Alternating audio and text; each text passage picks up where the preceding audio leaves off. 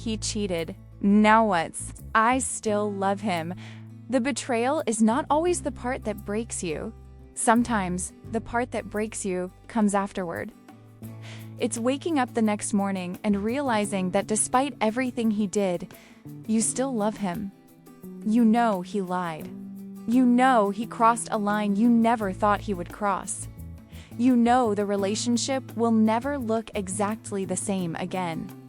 Yet somehow, your heart refuses to cooperate with your logic. Part of you is angry. Part of you is devastated. And part that you still misses him, still wants to hear his voice, still remembers the good moments, still wishes this never happened. That is what makes betrayal so confusing. People think cheating should make the decision easy. They think the moment trust is broken, love should disappear too. But that's not how human emotions work. You can love someone and feel betrayed by them at the same time. You can miss someone and resent them at the same time. You can want them back and want them gone in the very same moment. And if you've ever felt that conflict inside yourself, you're not weak, you're human. Today, we're going to talk about what happens after betrayal, not the cheating itself. The emotional battle that begins afterward. The battle between the person you thought he was, the person he showed himself to be, and the future you're now terrified to face. Because sometimes the hardest question after betrayal isn't why did he do it? Sometimes the hardest question is, what do I do now? There is a moment after discovering betrayal that changes everything. Life suddenly becomes divided into two parts. The life before you knew, and the life after. Before there was certainty. Before there was trust. Before, there was a version of reality that felt safe. Then one piece of information destroys it all. Suddenly, every memory feels different. Every promise feels different. Every conversation feels different. You start replaying moments in your head, looking for clues, looking for signs you missed, looking for an explanation that makes the pain easier to understand. But the truth is that betrayal doesn't only damage the relationship, it damages your sense of reality.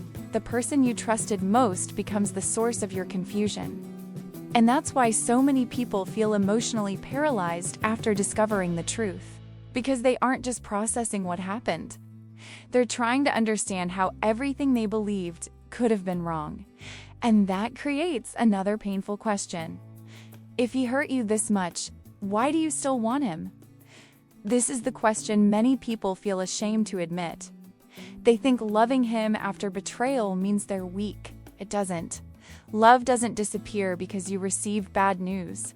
Feelings don't shut off because trust was broken. The emotional connection you built took months or years to develop. It doesn't vanish in a single day. That's why so many people feel trapped. Their mind is focused on what happened, but their heart is focused on who he used to be. One part of them remembers the betrayal. The other remembers the laughter, the affection, the memories, the moments that made them fall in love. And because both realities exist at the same time, the mind becomes exhausted trying to choose between them. You don't just miss him, you miss the feeling of certainty you had before the betrayal. You miss the version of your life where everything still made sense. And that often leads people toward a dangerous illusion. Many people believe they're fighting for the relationship, but often they're fighting for a memory. They're fighting for the version of him that existed before the betrayal, the man they trusted, the man they believed would never do this, the man they built dreams around. The problem is that after betrayal, those two versions of him collide, the person you loved and the person who hurt you. And your heart desperately wants to believe the first version is the real one. You want to believe the betrayal was a mistake, an exception, a moment that doesn't define him. Maybe it was. Maybe it wasn't. But what matters is that many people become trapped trying to bring back a version of someone that no longer exists. They fall in love with potential, with memories, with who they hope he can become. instead of looking honestly at who he is right now. And when that happens, pain can turn into something else, something even harder to escape. Most people think heartbreak is only emotional, but heartbreak affects the brain too. When someone becomes an important part of your life, your mind becomes attached to their presence, their voice, their messages, their attention, their affection. Then suddenly, that emotional security is threatened, and your brain reacts. You think about them constantly. You replay conversations. You imagine different outcomes. You search for answers, not because you're obsessed, because you're grieving. Part of you is trying to understand the loss. Part of you is trying to repair it. That's why many people mistake emotional withdrawal symptoms for proof that they should stay. They think missing him means he belongs in their life. But missing someone and being good for each other are not the same thing. Pain has a way of making the familiar feel irresistible. And that's why there's a question very few people ask themselves. What if he had never cheated? Would you truly be happy? It's a difficult question, because betrayal often becomes the entire focus. But sometimes cheating doesn't create all the problems. Sometimes it exposes problems that were already there. Think honestly. Were you feeling secure? Respected? Valued? Understood?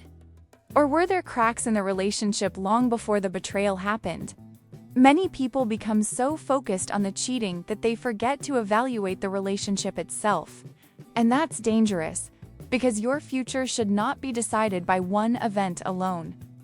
It should be decided by the overall reality of the relationship, the quality of the connection, the consistency of the effort, the level of trust, the level of respect, which leads to the most important shift of all. Of course you love him. That's not the question. If love alone determined healthy relationships, far fewer people would suffer. Love is powerful, but love by itself is not enough. The real question isn't whether you still have feelings. The real question is whether those feelings are guiding you toward a healthy future. Because many people remain in painful situations simply because they mistake love for compatibility. They mistake attachment for trust. They mistake hope for evidence. Loving someone does not automatically mean staying with them is the right decision. And once you understand that, another question becomes much more important. Imagine 5 years from now, not with the man you wish he was, not with the man he used to be, with the man he is today. Would you feel safe? Would you feel secure? Would you trust him? Would you be able to stop looking over your shoulder? Would you be able to rebuild peace inside yourself? Because the future is what matters most. Not the memories, not the promises, not the potential, the future. The answer to those questions often reveals more than your feelings ever could. And that's why many people eventually realize something important.